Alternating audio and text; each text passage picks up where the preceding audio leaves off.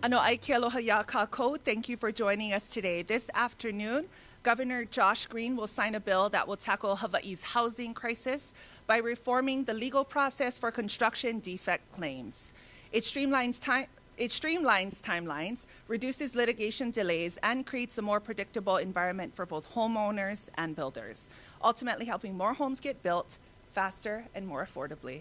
Facilitated questions and answers with media will follow promptly after remarks conclude, and the formal bill signing will commence here shortly thereafter. Without further ado, it is my honor to welcome Governor Josh Green.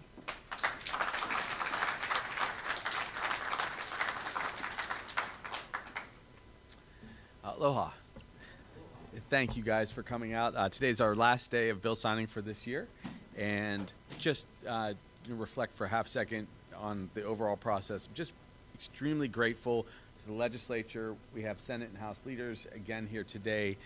They gave us a lot of critical legislation, some of which we're saving here to the last day because it's so important to sign. We had 321 bills, all in all, that came to us. 313 we signed. A couple we were just looking over a couple last details, and we'll probably come back to them next year. But overall, a very successful year because the legislature did great work. And so, mahalo, guys, for this. Today, we're going to sign first a bill, and it's House Bill 420. This bill addresses housing. So, as everyone knows, affordability and housing are our largest challenges in the state. People can't afford housing because we just don't have enough inventory in spite of our desire from the building community, from our planners. We really want to build housing, but over the years, it's been more difficult, and in many cases, we've fallen behind, so there's just not enough affordable housing. So we have some of our dearest friends who build houses, good to see you, Stan, to actually guide us in this legislation. Now let's talk about this bill, because I'm told this is going to make a very big difference so that we can build condominiums, build housing across our state. We'll go to the first slide. So what does this bill do? It amends the Contractor Repair Act. It strengthens our contractor repair rules so that we can utilize construction in a way that doesn't get caught up in litigation. It clarifies and defines timelines to assist in remediation of claims, like if there's something that comes up after a building has been built, and that's inevitably the case. It makes it more clear when we have liability so that we can go forward. A lot of this is just about certainty, knowing how long we have to worry about repairs getting made, how long we have to worry about someone coming in and slowing things down with a lawsuit. Honestly, we all want things to go perfectly and to build so that our local families can stay here and they can be teachers and nurses and firefighters and everything. And if we had our way, we would solve the housing crisis immediately. But that lack of certainty with lawsuits has plagued us. So you're going to hear even more details from House and Senate superstars, but this clarifies that we have a statute of limitations on when these suits can come. It applies more clear rules on contracts, torts, and all the statutory claims that can happen. And really, this is a part of a larger approach, which has been to make sure we expedite housing plans, that we get some of the smaller impediments out of the way. We wanted to provide some extra support for HHFDC this year. You saw that. As you all know, hundreds of millions of dollars have been appropriated by the legislature to move housing these several years. And we've had well over 10,000 housing units started. We have a goal of 60,000 units over the course of a 10-year period, and this is really meant to help that. So what I will do is I will just say again, mahalo for staying focused, for focusing these 3 years on housing. I see the difference. We have heard reports that our young people are coming back, but we still have a lot more work to do, and I hope that this is a successful piece in that process. One more slide there? Okay, just thank you again. And that's a picture at a groundbreaking, and we've done one heck of a lot of groundbreakings in these last couple years thanks to our team. So thank you to the Carpenters' leadership, been extraordinary. Thank you to all of our development colleagues. I see Homemade here too. Obviously my heart is with you because of all the work you've done on our Kauhale especially. That's another place I'm just eternally grateful. So thank you guys for doing so much hard work. Aloha.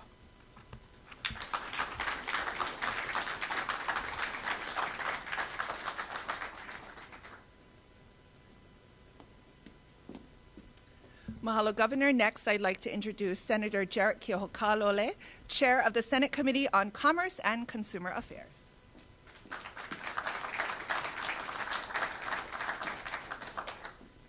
Thank you, aloha everyone. There are all sorts of things attached to this, but I gotta make it higher. This bill is about housing. It's about making it easier to build housing so that people who don't get to see the minutia. This was a bit of a complicated one as well, and really aren't concerned about it because they're stuck in traffic or they're working, trying to support their families and find a place to live. So that this bill is done so that they have a place to live, so that we can get housing built faster. We've devoted millions, hundreds of millions of dollars over the years at the state level to try and provide support to our home builders so that they can build houses that people can afford to live in. And what the governor alluded to and what we know is happening is it takes so long to get from here to there. And taxpayers want to make sure that their money is going toward efforts that are going to make life better for people. This one required us to change the law to make life better, not to have to devote more tax resources or to take from one place and give to another to make things happen. And the thing that I really appreciated the most and really learned from the process to get this bill across the finish line is that this one was fortunately a case where we were able to come to the elusive compromise agreement. You know, unlike what's happening at the federal level right now, where they're literally taking rights away from people, we were able to come to an agreement between the advocates that represent people who have home defects and need to get their houses fixed, and the developers who really just wanted transparency and clarity about the process so that they could account for it, along with the million other things that home builders have to account for when the building plans are finally initiated and things start to go wrong and you got to adjust and make stuff work. Ultimately, for me, I did actually very little on this bill, which was part of the lesson. Sometimes we don't need a fifth lawyer in the room to haggle over the language and the different scenarios that happen when you get into litigation. Sometimes we need to just take a step back, recognize the hard work that was being done to try and get people to the middle, and and let the compromise happen. So two people that definitely deserve credit, one who is not in the room right now is Senator Carl Rhodes, the Judiciary Chair, because he put a ton of work into this bill. At one point suggested that when I came to see him on what to do, suggested that we just scrap it and start over again, which added gray hairs to Representative Matayoshi's head, who also did just a huge amount of work trying to come to a compromise on this. The two of them traded a lot of drafts. We had a lot of conversations, and ultimately both sides were happy with what we came up with. So again, people still have rights. We didn't take any rights away from everyone, but builders also have a little bit more certainty that their projects are going to get through. And then all the local people who aren't in this room today because they're busy at work, hopefully have a little more choices on places to live in Hawaii. So thank you, Governor, for making this happen today, and thank you for everyone who's involved in the bill getting across the finish line. Mahalo.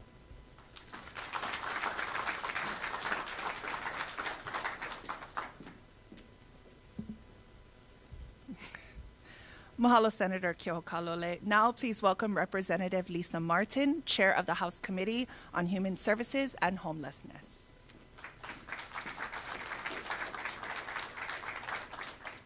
Aloha. So, for a fairly technical bill, the amount of testimony and broad support from the building industry was extraordinary. And we're seeing many of those people here today as well.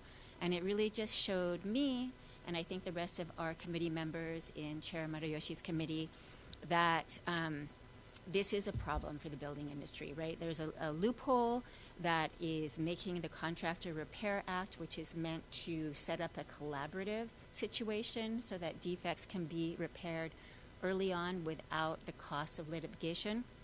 It's backfiring.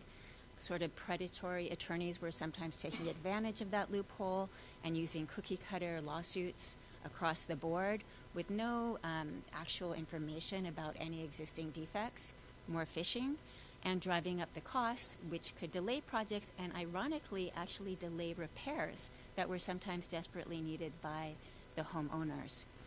Also made it more difficult for homeowners to secure loans if there was pending litigation. So this really addresses a bunch of those problems, and I really appreciate the hard work that went into it from others and all the testimony from our building industry that together really want to get us building more affordable housing. That's all on that bill. I do want to mention our next bill that we'll be signing, HB 341, which is a majority caucus bill and by far the biggest budget bill that went through my committee. It is basically continuing to support all of our Kauhale, our Ohana Zones projects, the operating costs, new operating costs for new projects, which are funded, the construction is funded separately in a CIP allocations. And these projects take on so many different forms. Like Kauhale is not one thing. Now we are calling anything that gets people off the street or prevents them from getting on the street in the first place and gets them into supportive services. So not just a house, but also the services they need, which may be very intensive. One of our Kauhale looks like a hospital. People are like inpatient, but they're not in ER, which is much higher cost, much more costly. Other ones are more like group living situations in a large home in a community. And then we have our classic tiny homes models. And I can speak from experience in my district, these projects have made a difference. They have gotten people off the street, they've gotten people into care, and while it hasn't been enough to solve our whole homeless problem, it's a good first step. And I really appreciate the governor's focus on this. In light of the fact that we want to institutionalize this, not have it be a temporary emergency measure, we did make some changes around reporting and procurement, because we want to see this be a permanent program in our state. Thank you very much.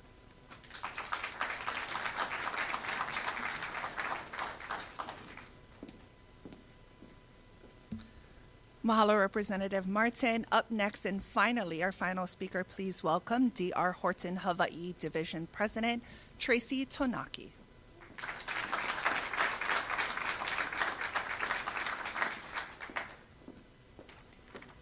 Aloha. On behalf of Housing No Kako, D.R. Horton, Hawaii, and the key stakeholders who are in this room today, we sincerely thank Governor Josh Green for signing HB 420 into law.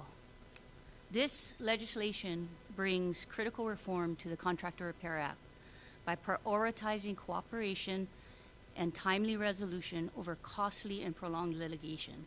Over the past 2 decades, growing unchecked litigation has increased the cost to ensure housing construction, increased the cost to build housing projects, halted actual production of housing, and unnecessarily delayed needed repairs to legitimate claims for condominiums and homeowners. Most alarming, unsubstantiated litigation has escalated to the point where it has practically eliminated access to low down payment government-backed loan programs such as Fair Housing Act, VA loans, Fannie Mae, and FHA. Freddie Mac. The very loan programs our first-time buyers need to enter into homeownership. Furthermore, this litigation has constricted the availability of portfolio lending from our local banks and credit unions. HB 420 strengthens consumer protections for Hawaii's working families by prioritizing cooperation before litigation. Most importantly, it reflects our shared commitment to increasing housing supply, keeping homeownership within reach, preserving household stability, and helping our families stay here in the islands. Mahalo for the opportunity to represent the many stakeholders again here today from a broad range of industries and backgrounds: home building, construction, development, nonprofit advocates, insurance, banking, mortgage lending, Chamber of Commerce, and affected condominium and homeowners, who all deeply care about housing Hawaii's future. Mahalo to the state legislature, and mahalo to Governor Green. Thank you.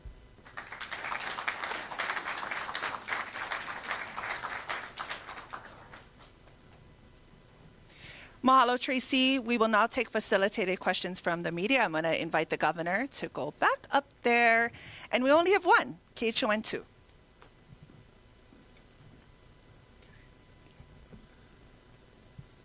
Thank you, Governor. My question is, does this bill take away from the homeowners who just bought a new house in any way if they have a defect in anything? Does it take away any of their protections? I would say the answer is no. What it does is it gives more certainty so that it spells out the period of time that you have. Basically, there's been a 10-year statute of limitations on this kind of process, but we needed to make that clear. And if people can't resolve differences in that period of time, then as you've heard, these are people just other from the outside tossing in lawsuits usually. The other deal is it's clarifying what the mediation process is so that mediation is prioritized, but it has a 1-year window to get done. So we want people to settle their differences if there's a defect. I think that's a fair way to say it.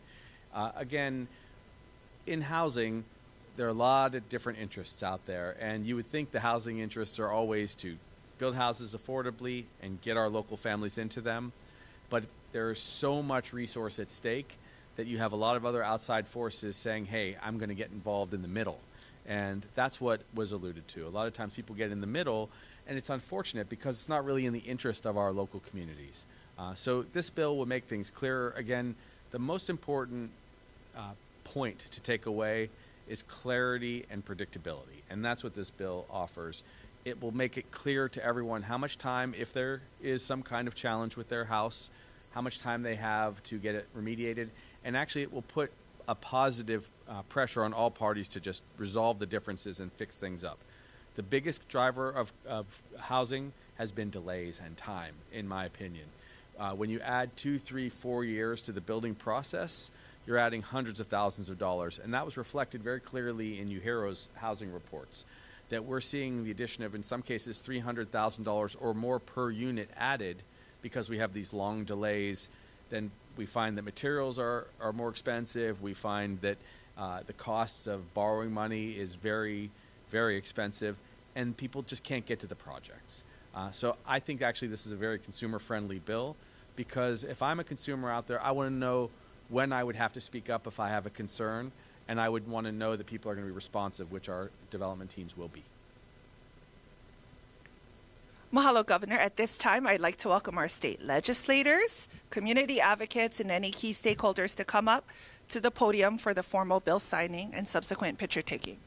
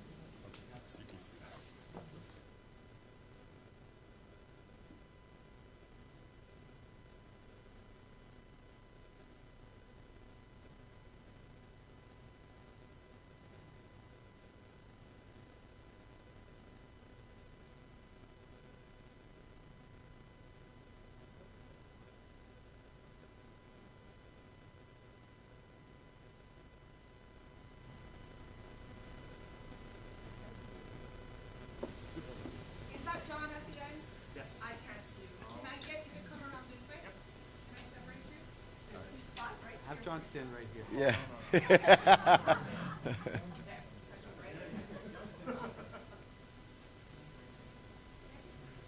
And camera crew, call it out, starting with these, once you go. Okay, so again, this bill, House Bill 420, helps us build housing for our local families. It brings us clarity on the process, and I do think that this is yet another piece towards solving the housing crisis.